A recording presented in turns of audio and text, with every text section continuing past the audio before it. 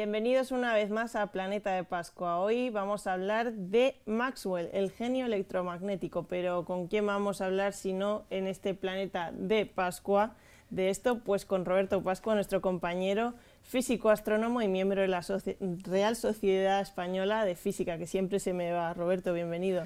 Bien hallado.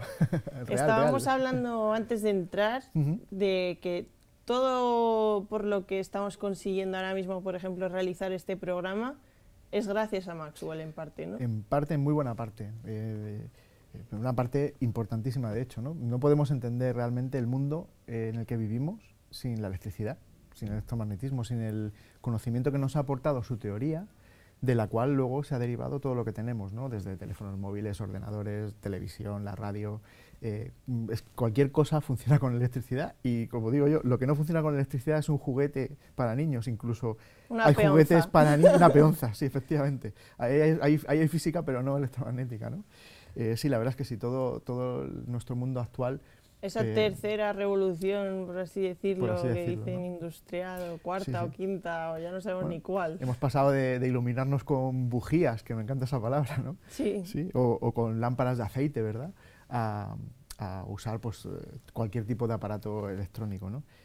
Antiguamente, en la época en la que había que iluminarse con bujías, la única manifestación que había del electromagnetismo realmente pues eran los rayos de las tormentas, que pues, nuestros antepasados no sabían lo que eran, y luego cuando frotabas con ámbar o algo similar, una especie de gamuza, ¿no? Todo eso se carga electrostáticamente y puedes hacer que las cositas se queden pegadas, ¿no?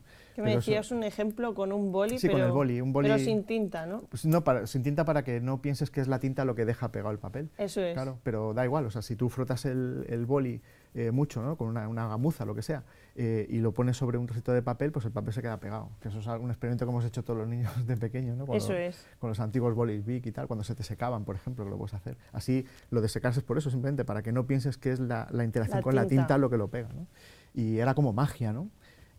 Todo lo que tiene que ver con la electricidad siempre ha sido magia. Y este señor, James Clerk Maxwell, es el que viene a decirte, no, esto no es magia, esto es física, se puede explicar. Lo voy a demostrar. Lo voy a demostrar, ¿no? Se puede explicar matemáticamente, puedo hacer una teoría que te describa perfectamente el comportamiento de la electricidad, del magnetismo. Él además vino a decirnos, oye, electricidad y magnetismo son dos fenómenos de la misma cosa, es decir, por eso la teoría es teoría electromagnética, no es una teoría eléctrica y una teoría magnética, ¿no? Son fenómenos que están muy relacionados, ¿no? Sí, y hablábamos de que él describía matemáticamente y que era una constante, ¿no? Sí, esa es la velocidad. O sea, él lo que se da cuenta es que, y además fue un hecho que a él le resultó muy curioso, ¿no? Cuando él establece las matemáticas que describen las ondas, bueno, es que ya me sale, no lo quería decir, pero lo que describe el electromagnetismo, lo que deja para el al final lo que él se da cuenta es que es matemática ondulatoria. Son las mismas ecuaciones que pueden describir pues, todo lo que tenga que ver con ondas, ¿no? Una ola en el agua, es matemática ondulatoria, ¿no? Y de hecho él se da cuenta que al final las ondas electromagnéticas, la luz en realidad, es una onda electromagnética y que tiene una velocidad constante, que es c, ¿no? Y eso era algo que no se sabía. Incluso en la época de Newton, Newton estaba siempre pegándose con Huygens, porque Newton decía que la luz eran partículas, como bolitas, podemos imaginarlas así, ¿no? Bolitas, y Huygens decía que era una onda. Y al final viene Maxwell a decirte, no, es una onda en realidad, no es una partícula. Luego viene Einstein y te dice, no, en realidad es una partícula o una onda, depende de cómo se mueva y tienes ya la física cuántica. Por eso digo que Maxwell al final rompe la física, ¿no? Para mí es un genio a la altura de Albert Einstein, a la altura de Newton, a la altura de los grandes, ¿no? Su edificio matemático es muy bonito. Esto es algo que no os puedo explicar porque tendríais que verlo, ¿no? Tendríais que ser físicos para entenderlo. Tendríamos que entrar en algo mucho más largo y complicado. Sí, ¿no? y aprender su matemática para entenderlo, ¿no? Pero los físicos, si a mí me dicen una teoría que te resulte bella por la matemática que tiene, ¿no? Pues te dirá la relatividad de Einstein, es un edificio perfecto, maravilloso y muy bonito, matemáticamente hablando, y la teoría electromagnética de Maxwell es otra. O sea, es que es maravillosa, ¿no? O sea, que es una de las perlitas de... Es una de las perlitas, y además es curioso también porque él lo que hace Maxwell es describir una de las 4 fuerzas fundamentales, que la gravitación es otra, que es la que describe Einstein con su relatividad general. Maxwell describe el electromagnetismo, y las otras 2 son la fuerza nuclear fuerte y la otra la fuerza nuclear débil. La fuerza nuclear fuerte es la que hace que las partículas, los átomos fusionen y generen calor y energía en esa fusión y formen las estrellas, por ejemplo, ¿no? Esa es la que explica por qué brilla una estrella. Y luego la fuerza nuclear débil es la que explica por qué se rompen algunos átomos, se dividen en dos, liberan neutrones y energía, ¿no? Esa es lo que se hace en las centrales nucleares, por ejemplo, en la Tierra para obtener energía, ¿no? Es energía de fisión. La que tiene que ver con la fuerza fuerte es energía de fusión, que seguramente quede muy poquito ya para resolver todos los problemas que tiene la humanidad con la energía el día que se pueda hacer fusión a una temperatura ambiente, ¿no? Que es lo que se está persiguiendo desde hace años. Y se está cerca ya, ¿eh? ¿Se está cerca? Sí, porque ya se consigue hacer fusión que dura minutos, que es autocontenida y libera energía, ¿no? El problema de la fusión es que tienes que unir protones, que son cargas positivas, que se repelen. Se repelen por el electromagnetismo, por la fuerza de Maxwell. Pero hay un momento, cuando las juntas demasiado, que la que entra en juego es la fuerza fuerte, por eso se llama así, que es la fuerza que os contaba antes. Esa fuerza fuerte lo que hace es que se unan y al unirse generan otro átomo más grande, pero la suma de ese átomo, o sea, la masa de ese átomo es menor que la suma de estos dos. Y el resto que falta, como es una ley de conservación de la energía, ¿no? Te falta masa. ¿Qué ha pasado con esa masa? En realidad es energía. Y es por lo que brillan las estrellas, que están fusionando hidrógeno, formando helio y liberando energía, a través de la famosa ecuación de Einstein, que la energía es igual a la masa por la velocidad de luz al cuadrado. Ostras, ¿no? Fíjate, eso es muy interesante. me recuerda a mis épocas de instituto. De instituto, ¿no? Pues esa pequeñita masa de diferencia que hay entre lo que pesa un helio y lo que pesan los dos protones que forman el helio cuando se fusionan, esa pequeñita masa es una energía enorme, precisamente porque está multiplicada por la velocidad de la luz al cuadrado, que es lo que se dio cuenta Maxwell, que es constante, ¿no?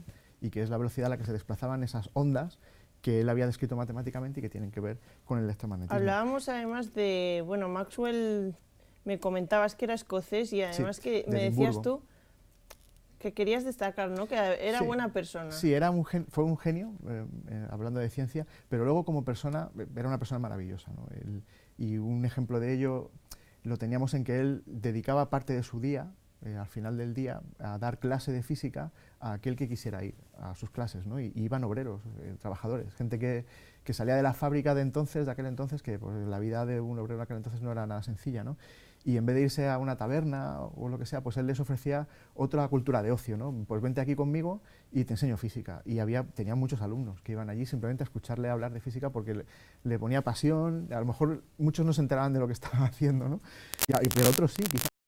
Era que estaban en presencia de un genio, porque al final, ¿quién fue Maxwell? Nos dimos cuenta después, ¿no? Después de su O sea, que es como muchos sí. genios que hasta que no fallecen no... Sí, es como un genio hasta que no fallecen, pero fíjate, lo era de pequeño, ¿eh? Porque con 14 años consiguió publicar su primer trabajo científico. O sea, además, que era un cerebrito desde el nacimiento ya. Lo hizo además en la Real Society de Londres, con un trabajo matemático para describir matemáticamente cómo trazar un óvalo perfecto, ¿no? Y era publicó un libro, ¿no? De ello. Un libro no, publicó un trabajo en la revista de la Real Sociedad. Sí. ¿No? Entonces, el director de la Royal Society no se creía que esto lo hubiera hecho un chaval de 14 años, ¿no? Lo cual además luego seguramente le facilitó el que pudiera entrar en el Trinity College de Londres, ¿no? Como que decías que era un poco privilegiado, ¿no? Sí, un alumno aventajado. Por ser el cerebrito, ¿no? Se le consentían ciertas cosas, ¿no? Como parece ser que Maxwell tenía una manía horrible para sus compañeros, ¿no? Y es que le encantaba hacer deporte y si llovía fuera, pues lo hacía dentro, ¿no? Entonces a las 2 de la mañana te lo podías encontrar corriendo por los pasillos entre las escaleras de los dormitorios, montando mucho ruido. O sea, que eso, ¿no? Que los genios no duermen es un poco verdad, Sí, ¿no? tiene mucho que ver ahí. Porque sí. A lo mejor se pasaba el día entero con las matemáticas, la física, etcétera, y luego a las 2 de la mañana a correr, se ¿no? espabilaba, ¿no? No sé si usaría el método este de Da Vinci, ¿no? De dormir 4 horas y trabajar 4 horas, ¿no? Pero bueno, la verdad es que sí. Y luego en 1859 publicó una monografía también muy interesante porque algo que le había obsesionado toda su vida desde pequeño eran los anillos de Saturno. Sabéis que Saturno es un planeta que tiene anillos, hay más. Y además yo creo que es algo, vamos, yo que no sé mucho de este tema, me resulta algo llamativo, ¿no? Sí, Los ¿no? anillos de Saturno es como un tema que a todo el mundo Claro, porque le llama, ¿no? es un planeta muy bonito. Cuando lo aprendes en el cole de pequeñito, pues Saturno es el de los anillos, ¿no? Para dibujarlo. Claro, ¿no? dibujas un planeta, pues el que sabes que no te vas a equivocar es Saturno, porque le pones Eso los es. anillos, ¿no? Sí, la verdad es que sí, y no se sabía en aquella época lo que eran los anillos, ¿no? Él lo que decía era que no se creía que fuera un disco sólido. Y él trató de argumentar matemáticamente que un disco sólido no podría ser porque al final acabaría destrozado, ¿no? Por fuerzas de gravedad, de inercia, etc. Y efectivamente, él publica este trabajo, esta monografía, donde matemáticamente demuestra que efectivamente solo puede estar formado por partículas y no por algo sólido. Y muchos años después, pues a finales de los años 70, los años 80, el Voyager, del siglo pasado, el Voyager, la nave espacial Voyager, Sí. confirmó que tenía razón, ¿no? Cuando se vio, claro, desde aquí tú no puedes ver los anillos lo que son, ¿no? Claro. Pero la primera nave que pasó por allí cerca, que fue el Voyager, sí que fue capaz de enseñarle a los científicos, oye, Maxwell tenía razón, ¿no? Y esto fue pues O un sea, que siglo una después. persona que ni siquiera era capaz casi ni de verlo, Claro. lo descubrió Usó antes. matemáticas, porque no tenía sentido, físicamente no podría ser estable un disco sólido, ¿no? Y decíamos que le gustaba mucho la luz, sí. Sí, es que estudiarla, sí, los colores, en ¿no? el fondo la vida de Maxwell era poesía, montar a caballo, nadar y luego investigar acerca de la luz, de los colores, ¿no? Esto le lleva a construir una especie de instrumento de madera alargado que sus vecinos le miraban con horror porque pensaba que era un ataúd, ¿no? Y este tío tan raro que está haciendo ahí, ¿no? Un ataúd extraño, ¿no? Sí, sí, y en realidad estaba haciendo, lo tienen El los Conde espectadores Drácula. en sus imágenes, La ¿no? imagen que vemos ahora mismo La primera en pantalla, fotografía, ¿no? sí, eso es, la primera fotografía en color que se hizo en la historia de la humanidad, que la hace Maxwell, con esa especie de caja ataúd, y es un lazo, es curioso, porque es un lazo de cuadros ¿no? escoceses, y es algo que O sea, como él era escocés, no sí, renuncia a sus no renuncia a sus raíces, ¿no? ¿no? La Claro. tierra es la tierra, como Claro, dicen. eso es. Entonces ese lazo es esa primera foto en color, ¿no? Que se la debemos a él. Y luego ya en 1865 ya él dimite de su cátedra que él tenía en el Trinity College y decide irse a la finca de su familia, ¿no? Porque él quiere retirarse, se encuentra muy mal, está enfermo, tiene cáncer, ¿no? Y intenta él dedicar lo que le queda de su vida precisamente a intentar explicar matemáticamente todas las ideas que había tenido antes otro genio, que era Faraday, ¿no? Y lo consigue estableciendo esa teoría de electromagnética, del electromagnetismo, explicando esa fuerza fundamental de la naturaleza, una de esas cuatro que os decía antes, y que tiene una premisa que es muy interesante porque a partir de ahí la física cambió, ¿no? Y es que una carga eléctrica en movimiento produce energía. Es tan sencillo como eso.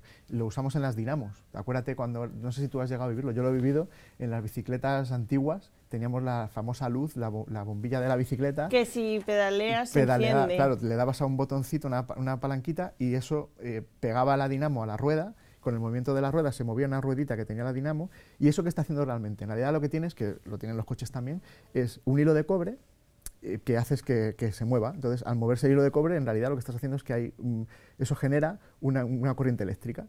Es un campo magnético que al moverse genera una corriente eléctrica por el hilo de cobre. Y eso es gracias a Maxwell. Y eso, claro, eso va a la bombilla que brilla. Y es gracias a entender realmente lo que es la electricidad. Mucha gente me lo ha preguntado 1000 veces, ¿no? Claro, tienes un familiar, un amigo que es físico, pues le abordas a preguntas que ya les vale, ¿no? Pero a mí me dicen muchas veces, oye, ¿qué es un electrón? Digo, pues no tengo ni idea de lo que es un electrón, pero sí sé cómo se comporta. Y eso es lo que explica la teoría de... Claro, no lo puedes definir como tal, pero su comportamiento eso sí. Eso es. Y luego toda la química, en realidad, esto a los químicos les molesta mucho que lo diga. Yo creo que a ellos les engañan los profesores y les cuentan otra película, pero lo que voy a decir es totalmente cierto.